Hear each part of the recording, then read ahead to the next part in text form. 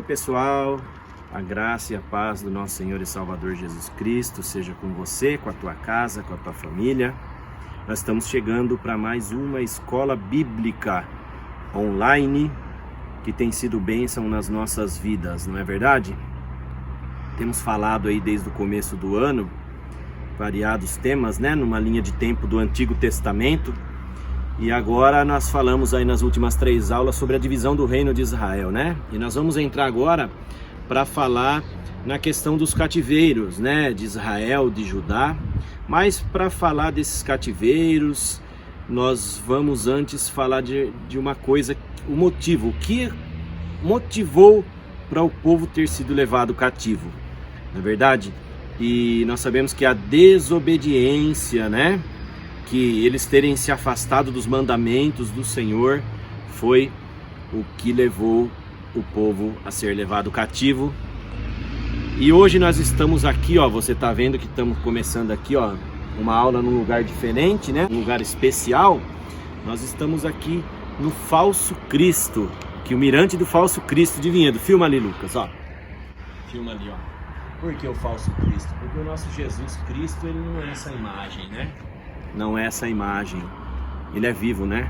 No nosso coração, no meu coração, no seu coração. E por que eu tô começando esta gravação dessa escola bíblica aqui nesse lugar?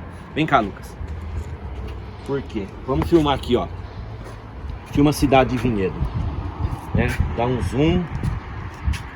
Olha só que beleza, que bênção, né? A gente pode ver lá longe, né? Tem umas montanhas. Serra do Japi, ó, dá pra ver a Serra do Japi. Mas dá um zoom aqui, a cidade de Vinhedo cresceu, né? Cidade grande, lá faz a divisa com Valinhos. E, queridos, por que pode continuar dando um foco na cidade, Lucas? Por que eu vim aqui pra gente começar essa aula nesse lugar? Aqui praticamente é um portal, não é verdade? É a entrada da cidade de Vinhedo para quem vem de Itatiba. Para quem vem dessa região, Itatiba, Bragança.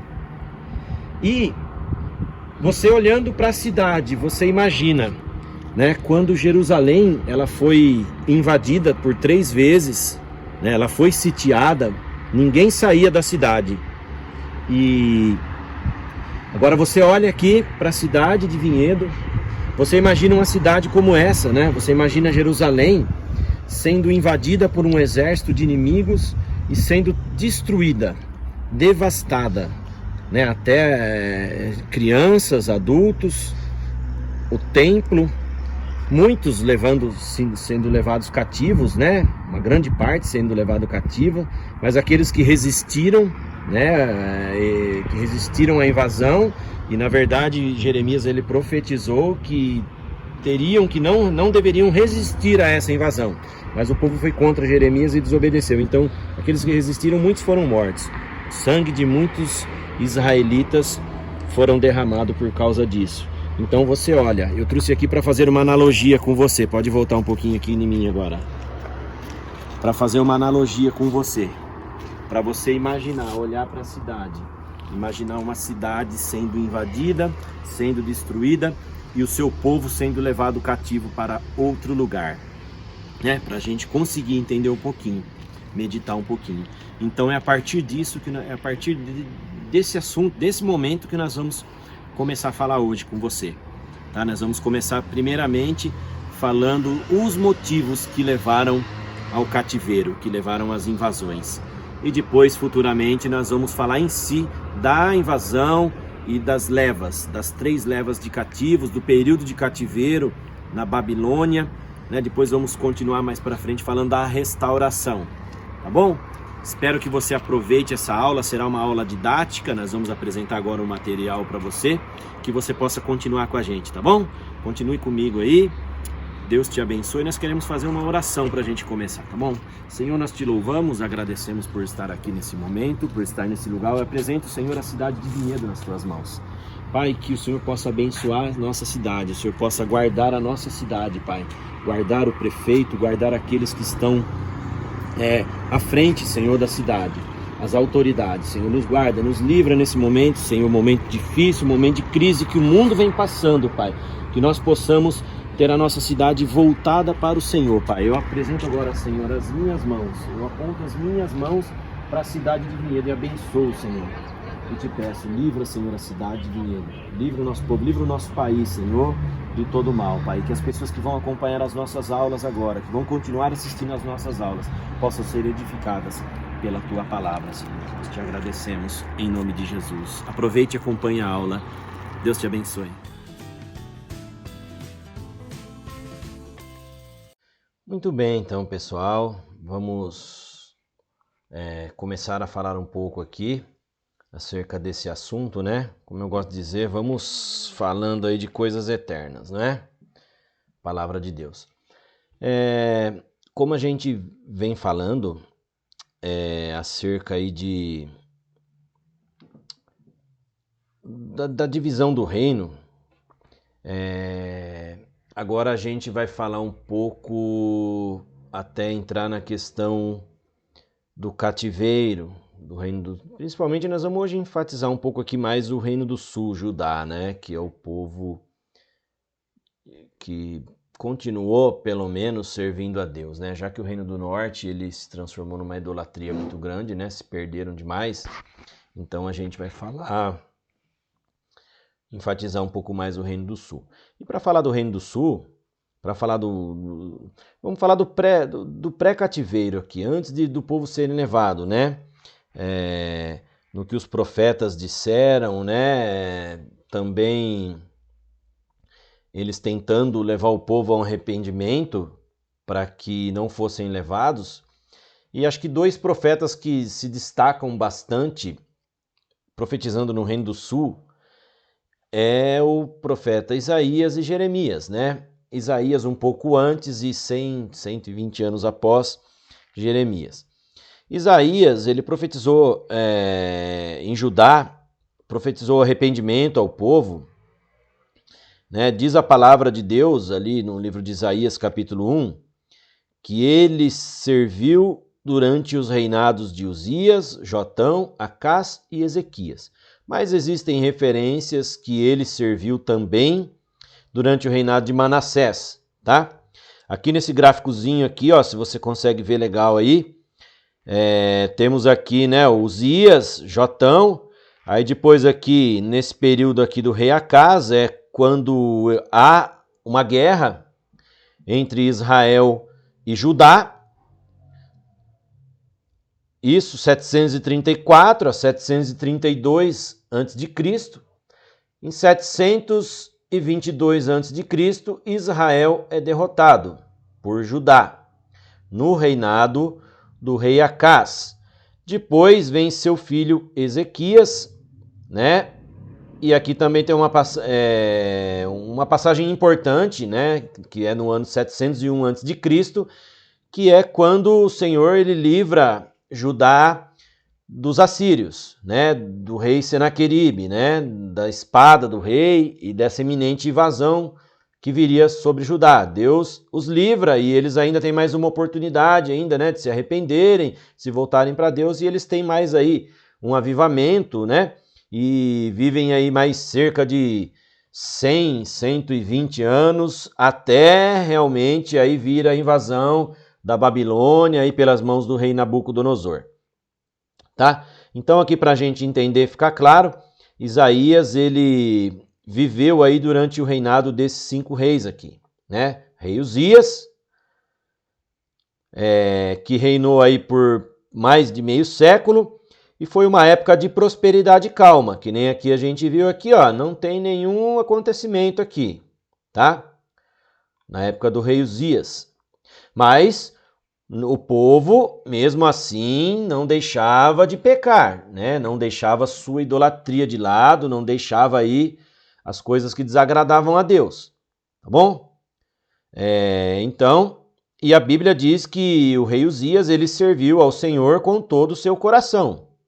Segundo o livro das Crônicas, capítulo 26, no versículo 5, tá? Eu não vou entrar ali, porque, na verdade, a ênfase aqui não é no reinado, mas é, sim, aqui no profeta que passou com esses reis aí, tá bom? Então, o reinado do rei Uzias, ele foi, podemos dizer assim, ó, ele serviu ao Senhor com todo o seu coração, tá bom? Foi um tempo de calmaria, um tempo de calma e de prosperidade para a nação.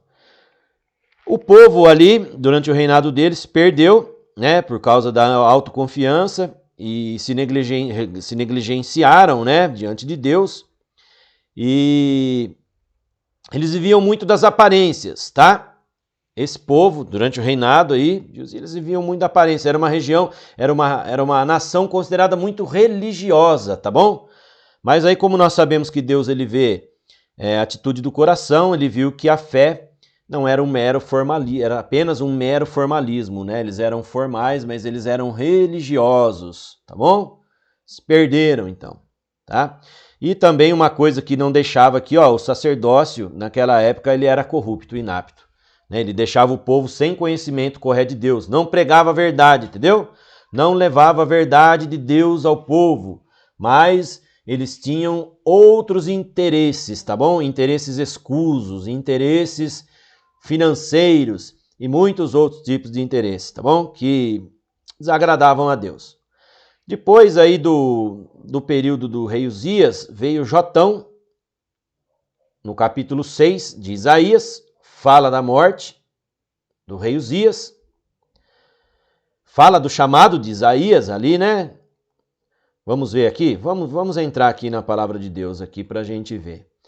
Isaías capítulo 6, ó, é uma passagem muito conhecida, tá bom? No ano em que morreu o rei Uzias, eu vi o Senhor assentado no alto e exaltado trono, e a aba de sua veste enchia o templo. Essa é aquela passagem muito conhecida, tá? Da visão de Isaías. Versículo 5. Então gritei, ai de mim, estou perdido, pois sou um homem de lábios impuros e vivo no meio de um povo de lábios impuros. Os meus olhos viram o rei, o Senhor dos exércitos. Bom, uma passagem muito conhecida, mas aqui, ó, no versículo 8, é aqui o chamado de Isaías, né? Conhecido. Então ouvi a voz do Senhor conclamando, quem enviarei? Quem irá por nós? E eu respondi, eis-me aqui, envia-me a mim. E ele disse, vá e diga a este povo. Então aqui relata o chamado de Isaías, tá bom? E também aqui, a partir do versículo 6, que falou da morte do rei Uzias. Ali começa o reinado de Jotão. E Jotão já tinha reinado com seu pai. Estou falando um pouquinho dos reis, tá? Que foram contemporâneos desses profetas, para a gente se situar um pouquinho melhor, tá bom? Para a gente entender. Depois, isso aconteceu tudo depois da divisão do reino, né? Esses reis aqui sucederam Roboão. Então, ó, irmãos, o rei Uzias, né? Ele adoeceu, acometido de lepra. O seu filho Jotão, ele tinha reinado com seu pai por 12 anos. E após a morte do seu pai, ele reinou somente 4 anos. E embora ele tenha sido um homem, acompanhe aqui comigo, reto, né? A apostasia, aqui a correção aqui falhou aqui, ó. A apostasia que corria pela nação de maneira era tão degradante que estava muito generalizada para ser contido. Tá lá em 2 Crônicas. Olha o corretor aqui também, tá bom? Não é segunda criação, 2 Crônicas 27:2. Então eles estavam numa maneira degradante, numa maneira que já estavam numa apostasia muito grande.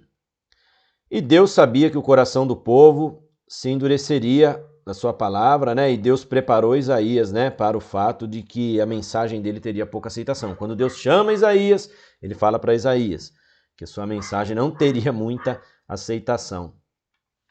Bom, continuando aqui, ó, o rei Acás, ele fala dos capítulos 7 a 14, ali no livro de Isaías também reinou em Judá. E no primeiro versículo, ele fala que o profeta estava servindo também nos dias de Acás. E no capítulo 14 a 28, fala da morte desse rei. Então Isaías serviu também durante o período do rei Acás, que reinou durante 16 anos, e a nação ela desceu a um nível espiritual tão degradante que se deu a todo tipo de hipocrisia e de idolatria, culminando até mesmo com sacrifícios humanos para deuses estranhos. Isso está lá em 2 Crônicas 28, 3.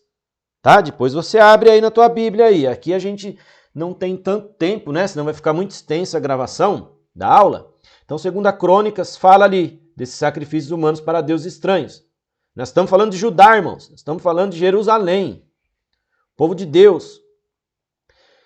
O templo do Senhor foi profanado com altares, ídolos pagãos e sendo por fim fechado. Isaías então desistiu de pregar a este povo pecaminoso e determinou ensinar somente aos seus discípulos fiéis.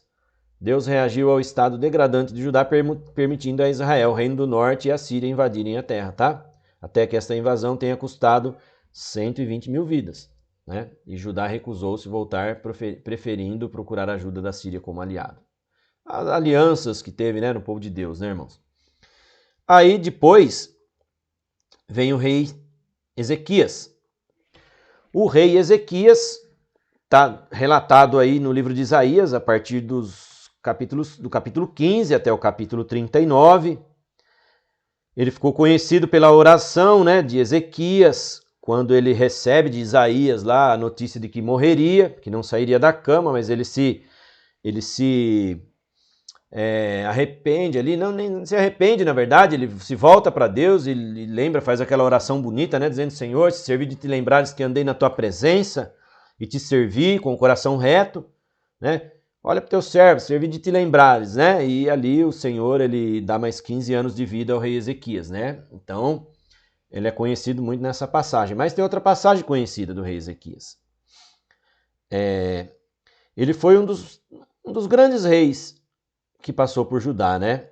Só que ele herdou do seu pai, né, alguns problemas. Essa aliança com a Síria, né, estabelecida nos dias do seu pai, do rei Acás, tá? Então, ele recebeu, né, essas duas heranças. Ele herdou essa aliança com os assírios, porque ele tinha o objetivo de destruir Israel, né, o rei Acás. Isso que acabou acontecendo depois no ano de 722, né? Mas aí Judá acabou sendo reduzida, né, de aliado militar dos assírios, apenas uma nação tributária, né, que era oprimida com impostos ali. E Ezequias, ele herdou isso, né? E herdou também os males do pecado excessivo que inundava a nação. Quando ele assumiu, o povo estava num pecado, né, totalmente, como nós lemos lá em cima. Estava o templo profanado, altares, ídolos pagãos, idolatria, ele herdou tudo isso. Que herança, né, irmãos? Que bela herança que ele recebeu. E aí, uma passagem, né, conhecida foi quando Ezequias, ele se voltou para Deus, né, no capítulo 37 do livro de Isaías, quando o rei Senaqueribe, vamos ver aqui na Bíblia, essa passagem aqui a gente tem que ver, né? Isaías capítulo 37, a gente vai andar um pouquinho aqui, ó, a oração de Ezequias, né? O Ezequias recebeu a carta das mãos dos mensageiros, então subiu ao templo do Senhor, abriu-a diante do Senhor e orou: Senhor dos exércitos, Deus de Israel, cujo trono está entre os querubins, só tu és Deus sobre todos os reinos de Judá, todos os reinos da terra. Tu fizeste o céu e a terra. Dá ouvido, Senhor, e ouve. Abre os teus olhos, Senhor, e vê, escuta todas as palavras que Senaqueribe enviou para insultar o Deus vivo. E Ezequias, ele faz uma oração ao Senhor aqui, ele pede o livramento, né, do Senhor, que Senaqueribe tinha se levantado contra Judá. E nós vemos aqui no versículo 37, ó, vou andar aqui, ó, correr aqui, nós vemos o livramento do Senhor, né? O Deus aí responde, diz que pelo caminho por onde veio voltará, não entrará nessa cidade, declara o Senhor, eu defenderei esta cidade e a salvarei, por amor de mim, por amor de Davi, o meu servo. Olha só, sempre Deus trazendo à memória Davi, o homem segundo seu coração. E Deus diz que não entrariam na cidade, não. Deus ia defender, né? Eu defenderei esta cidade. Então, irmãos, quando nós nos voltamos para Deus, nos arrependemos dos nossos pecados, das nossas falhas, quando nós se colocamos pequenos diante de Deus, Deus ele se levanta do seu trono e ele diz assim: eu te defenderei o meu povo, eu defenderei esta cidade. Na verdade, vale a pena o nosso clamor, mas tem que ser reto, sincero diante de Deus. E aí, quando Senaqueribe estava já para invadir o reino de Judá, versículo 36 do capítulo 37 do profeta Isaías, então o anjo do Senhor saiu e matou 185.000 homens no acampamento assírio. Quando o povo se levantou na manhã seguinte, só havia cadáveres. Assim, Senaqueribe, rei da Síria, fugiu do acampamento, voltou para Nínive e lá ficou. Tá bom? Então, Deus colocou o rei da Síria para correr. Colocou Senaqueribe para correr. E é assim que ele faz com os nossos inimigos. Assim é que ele faz com aqueles que se levantam contra nós, queridos. Quando nós temos o nosso coração puro e voltado para o Senhor. Então foi durante o reinado do rei Ezequias, tá bom? Isaías ainda estava, desculpa. Depois, relata aqui que Isaías também vivenciou um período aí do reinado do rei Manassés, tá bom? Não aparece lá no início, ele não fala no seu livro, né? Mas acredita que ele reinava, que ele estava assim, tá? As figuras de corrupção que Isaías retrata no seu livro, você pode dar uma lida, certamente não foi no tempo de Ezequias, tá? Essas descrições precisas durante o reinado do seu filho desviado, Manassés. Então, ele descreve isso do reinado de Manassés. E aí que ele dirigiu a nação envolvendo-a em profundo pecado, segundo o livro dos reis de Israel, capítulo 21, versículo 11, também fala. Tá? E Isaías deve ter vivido cerca de 15 anos, tá? Durante o reinado de Manassés. Há um relato que Isaías ele era um bibliotecário, né? Ele cuidava ali dos escritos históricos também do rei. Ele era um escrivão, ele era um homem ali do rei, né? Mas ele não, até porque Isaías ele era de família real, né? Ele era descendente de família real, mas ele não era conivente com o rei. Então, foi durante Isaías ele profetizou bastante contra o reino de Judá ali, contra o seu pecado, tá? Tem muitas passagens, tem o capítulo 1 de Isaías, se você ler, fala desse tribunal aqui, ó, uma acusação, né? Deus acusando a nação de ter se afastado, né? Dizendo que o boi conhece o seu dono, né? E a nação de Israel, a nação de Judá não conhece a Deus, se afastou, era ingrata, né? Ele denuncia a nação de ingrata como ingratidão, diz, ó, o humilde boi conhece o seu dono e o jumento a manjedoura, contudo os judeus se recusam a conhecer o pai. E ele vai desenvolvendo essa acusação, falando de Judá, tá? E dando uma oportunidade de arrependimento. No caso aqui, Judá, ele se defende, né? Como réu, ele se defende, tá? Se você ler, pode ler o capítulo 1 de Isaías, do 1 até o 30, você vai ver essa passagem. Isso aqui é simulado, esse tribunal. Isaías, ele simula esse tribunal nessa narração aqui, profetizando aqui, falando com o povo, tá? E é uma acusação. E o réu, Judá, se defende, falando que tem sacrifício, numerosos sacrifícios, religiosidade, e Deus fala que tem ânsia. Deus fala que... Vamos aqui na Bíblia, irmãos, para não ficar nas minhas palavras, tá? Ó, Isaías capítulo 1. Isaías capítulo 1 fala dessa nação rebelde, mas ele vai chamando a nação de pecadora, povo carregado de iniquidade, raça de malfeitores, e vai fala que a terra está devastada, né, que eles estão tomados de lepra, que eles estão doentes, fala da cidade sitiada, fala de tudo isso. E aí o povo se defende, né?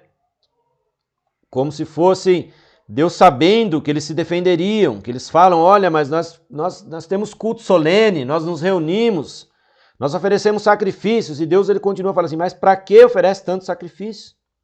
Chega de holocaustos, de carneiro, da doutrina dos novilhos gordos, não tenho prazer nenhum no sangue dos novilhos, de cordeiros e de bodes. Olha o que Deus manda dizer à nação de Judá, queridos. Quando vocês vêm na minha presença, quem pediu que pusessem os pés nos meus átrios? Parem de trazer ofertas inúteis. O incenso de vocês é repugnante para mim. Luas novas, sábados e reuniões. Reuniões lembra a gente o quê? Nossos cultos, né? Não estou dizendo que os nossos cultos são assim, irmãos, né? Mas assim, as reuniões, quando nos reunimos, há iniquidade no nosso meio? Ou a sinceridade? O que há no nosso coração? Ou vamos nos apresentar a Deus somente com a nossa presença de corpo, falando, né, uma religiosidade? Deus ele diz assim, não consigo suportar suas assembleias, cheias de iniquidades. Sua festa da lua nova e as suas festas fixas, eu as odeio. Olha, as festas que Israel, o costume que tinha as festas. Deus diz que as odeia, que tornaram-se para mim um fardo, não as suporto mais. E olha o que é mais forte aqui, que Deus fala para a nação de Judá. Quando vocês estenderem as mãos em oração, esconderei de vocês os meus olhos, mesmo que multipliquem as suas orações, não as escutarei, diz o Senhor à nação de Judá. Pode multiplicar, pode orar. Não vou escutar, porque vocês estão cheios de iniquidades, porque as suas mãos estão cheias de sangue. Olha o que Deus fala para eles, lavem-se, limpem-se, removam suas más obras para longe da minha vista. Parem de fazer o mal, aprendam a fazer o bem, busquem a justiça, acabem com a opressão. E Deus vai falando porque, de uma maneira geral, estavam todos corrompidos, desde a nação, né, depois da morte do rei Ezequias e o trono aí do seu filho, Manassés, eles estavam corrompidos, não se voltaram mais para Deus, se perderam totalmente. E Deus ainda deu a oportunidade a eles de se lavarem. Deus, aqui, uma oferta de absolvição, tá? Ele fala ali, né, que daria, que Deus aqui, Isaías, ele fala aqui de um tipo de um corante, né, que era usado para tingir tecidos e roupas, tá? E ele fala, né, que mesmo estando com as vestes assim manchadas, com manchas, né, indeléveis nas almas e vidas, uma nação rebelde, mesmo assim, pela misericórdia, Deus ainda poderia os tornar sãos e puros. Tá? No versículo 18 diz, ainda que os vossos pecados sejam como a escarlata, eles se tornarão brancos como a neve. Aqui, aqui eu vim para a Bíblia, Vamos refletir, venham, vamos refletir juntos, diz o Senhor. Embora os seus pecados sejam vermelhos como escarlate, eles se tornarão brancos como a neve. Embora sejam rubros como a púrpura, como a lã se tornarão. Se vocês estiverem dispostos a obedecer, comerão os melhores frutos dessa terra. Mas se resistirem e rebelarem, serão devorados pela espada, pois o Senhor é quem fala. Tá bom, queridos? Então, eles tiveram uma oportunidade de absolvição. Eles continuaram ainda um período, né? Você vê que estamos no capítulo 1 de Isaías, eles vão até o capítulo 37, em pecado, em desobediência, né? Fazendo bastante coisa, que é relatado aí entre os capítulos 1 e 39, né? E até lá o reinado de Ezequias, Deus os livra, no reinado de Ezequias, na passagem, que livra lá através do anjo, mas depois vem Manassés e a nação, né, volta novamente a se perder, mas eles têm ainda alguns reis, e nós vamos falar isso daqui a pouco, acerca de Jeremias, né? Tiveram alguns reis, o qual aqui Isaías, né, profetizou esse período aqui. Depois Jeremias veio profetizar. E durante o período de Jeremias tiveram, né, até algum certo avivamento, algum falso avivamento, mas o povo sempre se voltava ao pecado. E até lá na frente, quando eles foram realmente invadidos e levados por Nabucodonosor. Vamos fazer o seguinte, nós vamos passar agora, aqui nós falamos de Isaías, que profetizou nessa, vamos falar um pouquinho de Jeremias agora, tá? Eu procurei alguns vídeos que relatassem alguma coisa, né, para ilustrar essa aula. Nós vamos ver aqui um pequeno vídeo que eu encontrei, né, é da Record, que era daquela novela, aquela série que a Record fez. E eu consegui, né, peguei no YouTube aqui, nós vamos ver esse videozinho rapidinho, 5, 6 minutinhos, para relembrar as profecias que Jeremias ele teve, né, contra Judá, tá bom? E aí depois a gente vai falar um pouquinho de Jeremias antes de encerrar essa aula, tá bom? Veja o vídeo aí para a gente entender um pouquinho mais das profecias de Jeremias. Um leão feroz se aproxima e todos agem como se estivesse tudo bem. Será que não entendem? Um mal terrível se aproxima. Essa terra será destruída. Tudo o que conhecemos deixará de existir.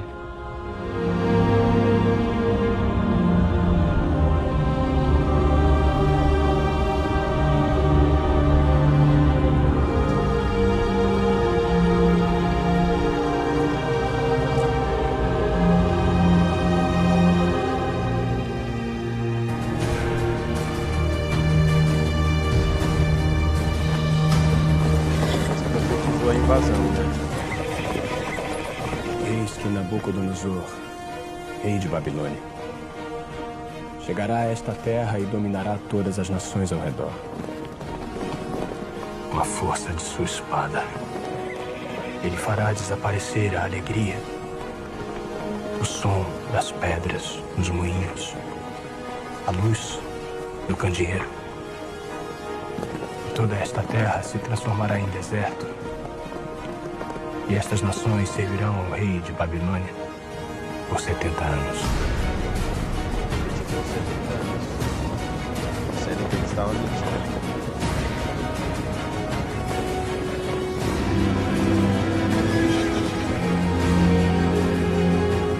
Dou ordem aos arqueiros, senhor.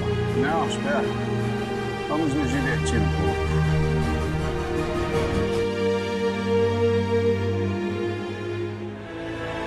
O Senhor me disse que você e sua mãe serão levados pelas mãos de Nabucodonosor para a Babilônia e nunca mais pisarão essa terra.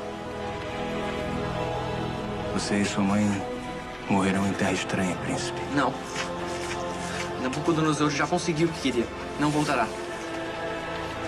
Ele voltará e levará você e sua mãe. De que adianta fazer ofertas e sacrifícios para ter água, se não há sinceridade no coração de vocês para com Deus? Se não seguem os mandamentos do Senhor? Com Deus não se barganha. Não deem ouvidos a ele. Devíamos jogá-lo na vala para que faça companhia aos ímpios e aos leprosos, para que cessem as suas maldições. Devemos ouvir Jeremias. Ele nos traz a palavra de Deus. Tem uma mensagem do Senhor para você, Fassur. Não mais o chamarei Fassur, nome que significa prosperidade por todos os lados.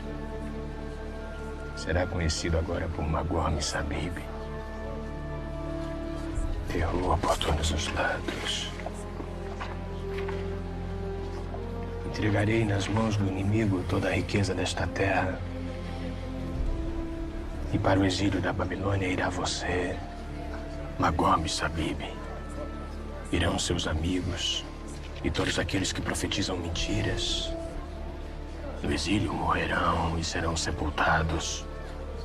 Farei de você um terror para si mesmo.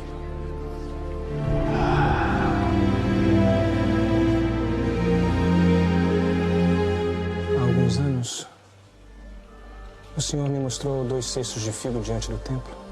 Foi pouco depois do rei Joaquim ter sido levado por Nabucodonosor para o exílio. Eu lembro quando me contou. Era 1 cesto de figos da melhor qualidade, maduros, e o outro de figos podres. Sim, Baruque.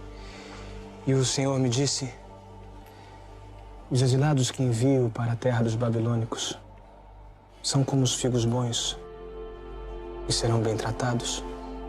Vou cuidar para que a vida deles seja boa e para que eles voltem a essa terra.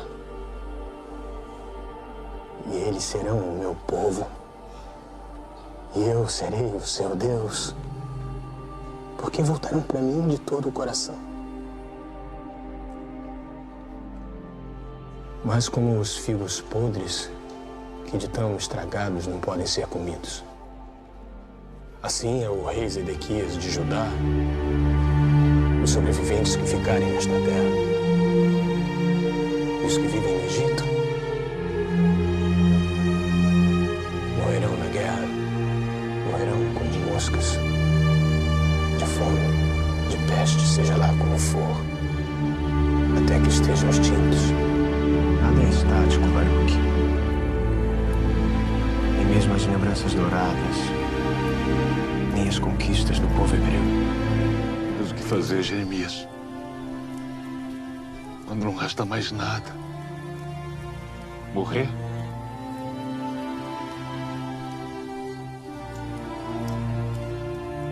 Recomeçar, meu amigo.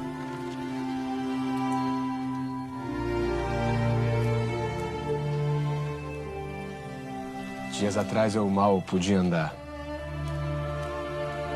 Olha pra mim agora. Deixa o passado pra trás, Baruque.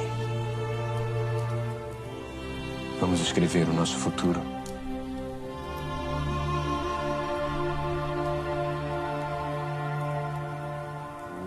O Adonai Elohai, Shein Loch Leolam Vaed. O Adonai Elohai, Shein Loch Leolam Vaed. O Adonai Elohai, Shein Loch Leolam Vaed. O Adonai Elohai, Shein Loch Leolam Vaed. Bom, queridos, continuando aqui, né, vocês viram aí nesse vídeo, nós vimos nesse vídeo que Jeremias, ele foi tremendamente usado por Deus, né, para profetizar, ajudar acerca de muitas coisas, né?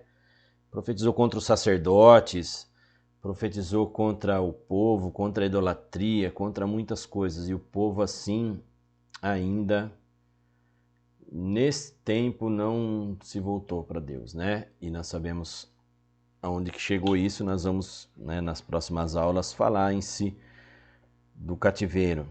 Mas assim, Jeremias, ele serviu ali em Judá durante o reinado ali de alguns reis, né? Como a gente falou de Isaías, ó, Jeremias, ele esteve aqui durante o reinado de Josias. Tem o período aqui, ó, de 640 e 609, né? E Josias foi um rei temente a Deus, né? Salvou sua geração da destruição, promovendo o despertamento espiritual nacional. E durante a sua vida o templo foi restaurado e a palavra de Deus foi divulgada e o culto aos ídolos foi abolido. Josias foi um grande rei. Depois veio a sua descendência, né?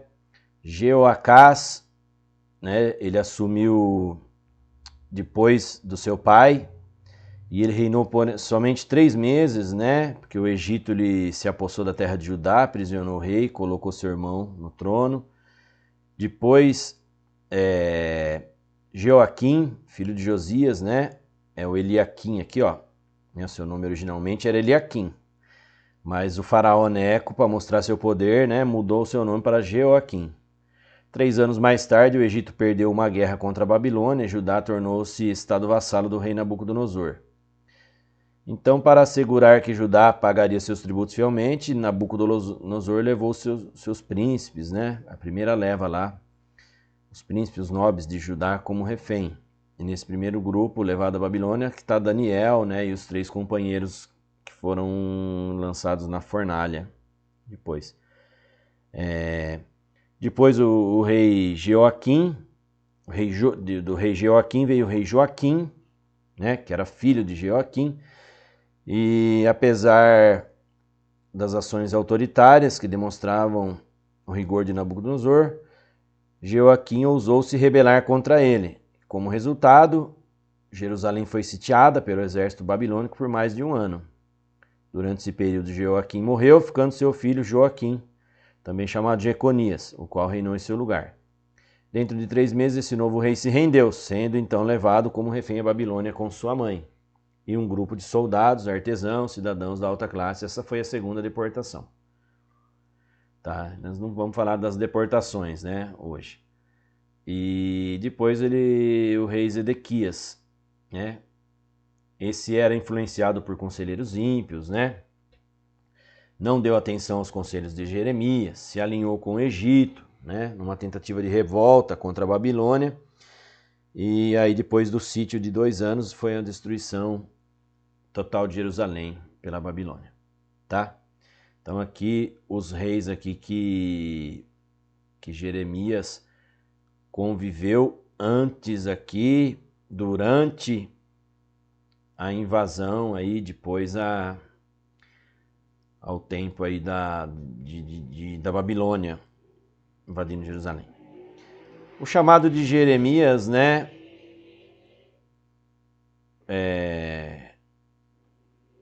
ele foi chamado, Deus fala para ele: antes que eu te formasse no ventre materno te conhecia, antes que saísse da tua madre te consagrei, e a ti constituí profeta das nações. Então Deus falou com ele, Deus o deu como profeta. Isaías, ele recebeu a chamada, ele falou: eis-me aqui, envia-me a mim, né? Jeremias, ele fala: olha, eu sou uma criança, olha aqui, ó. Não sei falar. Deus diz para ele aqui, ó: eu ponho na tua boca as minhas palavras. Jeremias diz assim para Deus: olha, eu não passo de uma criança. Aqui, ó, em verde. E Deus diz: eu sou contigo. Então, ele foi chamado por Deus, ele resistiu um pouquinho aí ao chamado dele, mas Deus o constituiu como profeta. E ele foi e entregou, né, a maioria dessas profecias que nós vimos nesse vídeo aí, falando, foi Jeremias quem levou. Jeremias aqui, ele trata Judá como uma esposa infiel, também é tratada como uma esposa que abandona o lar. Judá, uma esposa que abandona o lar, né? Judá representa a esposa, Deus representa o esposo, né? E aqui vem a figurar, né, que o povo tinha voltado para Deus, tinha aceitado novamente, Deus tinha aceitado novamente a esposa, Judá, e ela novamente, ela abandona o Senhor, abandona Deus, tá? Então fala de um falso arrependimento da esposa infiel, Judá sendo infiel com Deus, que fala que o reavivamento dos dias de Josias parecia ter sido sincero, né? Mas no entanto não teve uma real mudança de coração do povo, né? O povo continuou sendo infiel ao Senhor. E Deus sempre encorajando Jeremias a levar essa palavra, né? Difícil, né? Ele profetizava contra rei, profetizava contra autoridade, contra sacerdotes, né? Ele vai até no templo, Deus o manda lá, né? Ó, dos capítulos 7 ao 12, né, no início do reinado de Joaquim, Judá era um vassalo do Egito, e quando o povo ele vai para o templo, né, suas adorações lá que eles faziam, o templo não era considerado um lugar de gente justa, era considerado um lugar de gente infiel. esse templo aí, nesse período, né? Então, com essa guerra iminente, né? Olha lá, com a Babilônia, que parecia inevitável, o povo subitamente tornou-se muito religioso, mas não piedoso. Eles se reuniam no templo regularmente, cultuando ao Senhor, apenas com os lábios.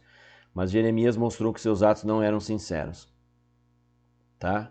Ó, Jeremias 12. Plantaste-os, e eles deitaram raízes. Crescem, dão fruto.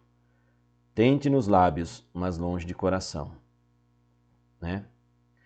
Num dia de festa especial, a nação apareceu no templo para orar para que Deus os libertasse da Babilônia. Os falsos profetas transmitiram ao povo as palavras de encorajamento que eles queriam ouvir, dizendo que enquanto o templo estivesse em pé, Deus não permitiria que a cidade fosse destruída. Está lá no capítulo 7, dos versículos 4 a 14. Tá? Mas Deus instruiu a Jeremias, olha aqui, ó, a ir ao templo com uma mensagem completamente diferente. Em primeiro lugar, ele deveria oferecer ao povo a oportunidade de ser salvo e de mudar suas vidas pervertidas. Né? Jeremias, capítulo 7, do 5 ao 7. Mas se deveras emendardes os vossos caminhos e as vossas obras, se deveras praticardes a justiça, cada um com o seu próximo, eu vos farei habitar nesse lugar. Deus ainda deu a oportunidade, tá? Deu a oportunidade do povo se arrepender e ainda habitar naquele lugar. Essa questão aí que eles confiaram na esperança falsa para salvá-los, que era que enquanto o templo estivesse de pé nada aconteceria, é uma passagem, né? Foi citada por Jesus 700 anos mais tarde, quando ele encontrou uma condição semelhante de apostasia no templo herodiano. Para o povo de Judá, teria sido muito natural dirigir sua devoção em direção ao templo, em vez de a Deus. Uma vez que o templo não era um lugar, que eu disse, onde pessoas piedosas se reuniam, mas um lugar onde pecadores hipócritas iam para aliviar a sua consciência pesada. Deus repreendeu o povo de Judá, dizendo: será esta casa, que se chama pelo meu nome, um covil de salteadores aos vossos olhos? E Deus acrescentou, admoestando: eis que eu mesmo vi isto, diz o Senhor. Jesus citou isso lá, lembra? E a minha casa será chamada casa de oração, Jesus disse, né? E não é um covil de salteadores. Um covil, né? Uma casa de hipócritas, de pecadores, né, que iriam para não somente se reunir, para uma religiosidade, né, homens sem piedades, povo mau. Então Jeremias profetizou que o resultado da batalha com os babilônicos seriam os mesmos que a batalha com os filisteus, registrados em 1 Samuel 4 e 5, quando o povo dependeu da Arca da Aliança para salvá-lo. Está lembrado daquela passagem, queridos, né?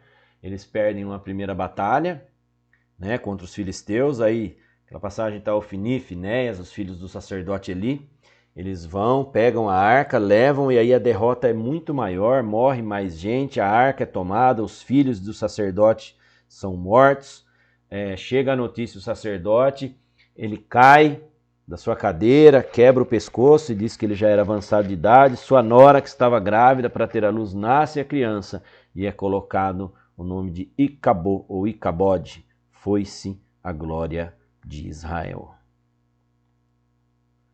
Então é isso, queridos, né? Jeremias, ele profetizou. Só dando uma passada aqui, nós não vamos falar da primeira deportação, do exílio. Hoje nós vamos deixar isso para a próxima aula. Tá? Jeremias foi profeta, foi homem de Deus. Bom, então é por aqui, né? Hoje nós ficamos por aqui e vamos voltar na próxima aula e a gente vai falar um pouquinho das deportações, né? Da primeira deportação, da segunda, da terceira, do sítio, né? De Jerusalém sitiada. Vamos trazer alguns detalhes acerca disso. vamos falar do período de exílio, depois vamos caminhando na palavra de Deus, né? Vamos falar do regresso, da reconstrução.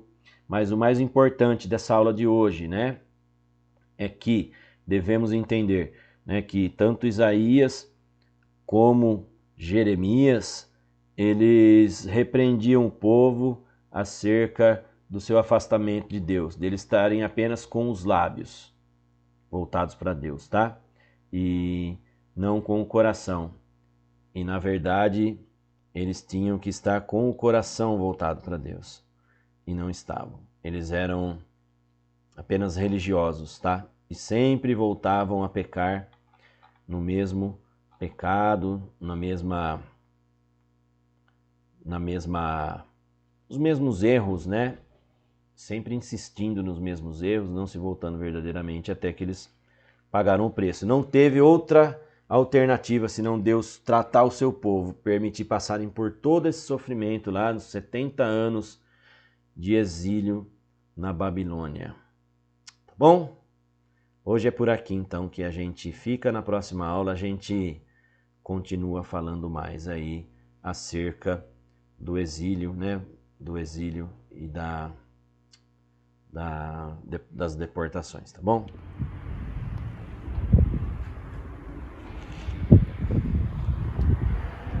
Muito bem. Espero que você tenha gostado dessa aula, que ela tenha edificado a tua vida, que possamos aprender, não é verdade? Aprender aí com os erros, com as falhas cometidas pelo povo de Deus, que mesmo sendo o povo de Deus, falhou muitas vezes para com o Senhor. Que Deus possa te abençoar, que você possa guardar a palavra de Deus no seu coração, tá bom? E que possamos continuar sendo igreja, sendo escolhidos para pregar as boas novas do Senhor. Neste momento, queridos, eu quero orar juntamente com você. E nós estamos aqui nesse lugar, ó. Mostra a criação de Deus ali, Lucas, olha a natureza, tudo isso foi Deus que criou, né? Olha esse céu, esse sol, olha esta imensidão, dá para pegar? Olha lá ao fundo, olha a Serra do Japi, né? Aqui acho que dá para ver bem ao longe, aí na filmagem aí não dá, né? Mas dá para pegar bem longe aqui, a gente enxergar. Tudo isso foi Deus que fez. E eu quero agora te convidar, vamos orar, se você puder orar comigo neste momento, né? Apresentando a nossa cidade nas mãos do Senhor, apresentando a cidade de Vinhedo, nosso país, o nosso estado, bom? Para que Deus continue abençoando e que Deus continue abençoando a tua vida também. Bom, compartilhe os nossos vídeos aí, tá bom? Compartilhe o nosso canal, Comunidade Cristo Vive Vinhedo, para as pessoas se inscreverem e ter acesso a esse conteúdo que nós temos aí, que é muito edificante. Tem palavra, tem louvor, tem ensino, tem estudo, né? Tudo aquilo que você necessita para sobreviver, né? Que a palavra de Deus tem no canal. Bom, vamos orar. Senhor, nós te agradecemos, nós te louvamos, nós te exaltamos. Pai, agora eu te peço, Senhor, que o Senhor venha abençoar, Senhor, a nossa cidade de Vinhedo. Que o Senhor venha guardar, continuar guardando, livrando, Senhor. Sabemos que, Senhor, há muitos descrentes na nossa cidade, há muitas pessoas que não temem ao Senhor, mas, Senhor, há uma igreja lavada e remida no teu sangue que clama, que ora, que busca a tua face, busca a tua palavra, que prega a tua palavra. Senhor, e nós te pedimos, continua, Senhor, guardando a nossa cidade, guardando o nosso povo, continua usando a tua igreja, Pai, para comunicar a esse povo, Senhor, a verdade. Oh, Senhor, a tua palavra diz que só há um caminho, Senhor, que o Senhor Jesus é o caminho, a verdade e a vida, Pai. Não há outro caminho se não for pelo Senhor. E nós continuamos, Pai, a pregar e a anunciar as boas novas até que o Senhor venha nos buscar, que eu creio que é muito em breve. Abençoa a cidade, abençoa os governantes, abençoa as lideranças, abençoa as autoridades, Pai. Que o Senhor nos guarde, nos livre, Pai. Em nome de Jesus, abençoa também as pessoas que assistiram a essa aula, que eles possam ter sido edificados, que possam continuar crescendo, Senhor, em graça e conhecimento, Senhor, porque a tua palavra, ela é santa, poderosa, eficaz, ela é viva, Senhor, e ela nos vivifica, nos traz vida, Pai. Nós te agradecemos por tudo, Senhor, em nome de Jesus. Deus te abençoe, meu querido. Olha lá, ao fundo. Fica com essa imagem. Deus te abençoe. Que motivo eu tenho pra acordar mais cedo? Em pleno domingo, chova ou faça sol. Se não for trabalho ou então diversão, algo que eu faça por obrigação. Eu tenho motivo pra acordar mais cedo. Em pleno domingo, chova ou faça sol. Vou te encontrar na escola dominical, que faz o domingo ser especial. Escola dominical, feita pra mim, pra você. Espaço pra crescer e a Bíblia conhecer, sempre junto com você. Escola dominical, feita pra mim, pra você.